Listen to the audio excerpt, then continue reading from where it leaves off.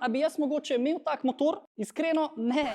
Tale motor danes zapušča mojo garažo, tako da poglejmo si, kva je to za ena mašinca. Tole je Kove Cobra 321, štiritaktni, dvovaljnik, vodno hlajen. V tem času, ki je bil v moji garaži, ne moram reči, da sva se vozila ne vem koliko, šla sva na ene 2-3 kratke turce, sem pa dobil nekak tisti začetni feedback, da v bistvu vem, s kom sem imel opravka. Zadnja nihajna roka je enostranska in je iz aluminija, kar je v bistvu značilno za motorje višjega razreda. 322 kubikov, 40 konjev, para 10.500 vrtljajih na minuto, hitrost pa ima omejeno na 170 km/h. Spredaj ima 320 mm kolut iz 4-batnimi zavornimi čeljusti, zadaj pa najdeš 240 mm dvobatna čeljust. ABS lahko vklapljaš, izklapljaš, kakor ti sede. Višina sedeža 79 cm.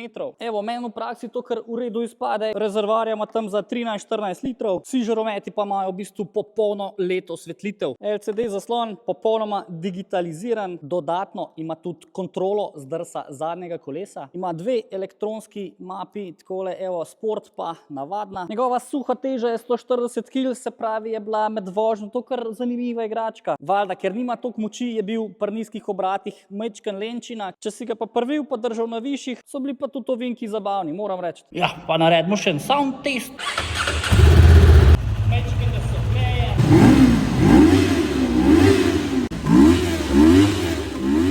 In ja, da dobiš nov motor za 4 ure pa pol, pa res lahko tukaj rečemo, da gre za nekakšen price performance. Zdaj točno tazga ne delajo več, ima pa on svojega močnejšega naslednika 350R, pri kateremu pa naj bi imel 20% več moči, cornering ABS in še druge cukrčke za samo 200 evrov več. Še vprašanje, a bi jaz mogoče imel tak motor? Iskreno, ne, jaz sem se navadil že na večje kubikaže, je bil pa moji Zali zelo všeč in tudi jaz bi priporočal ta motor motoristom začetnikom ali pa za nekoga, ki hoče narediti korak naprej iz 50 kubikov. Imel pa bi ga, na primer, če bi bil jaz še v srednji šoli ali pa na začetku faksa, to bi bil pa Jack. Ti pa napiši v komentar, kako se tebi zdi tale Cobra.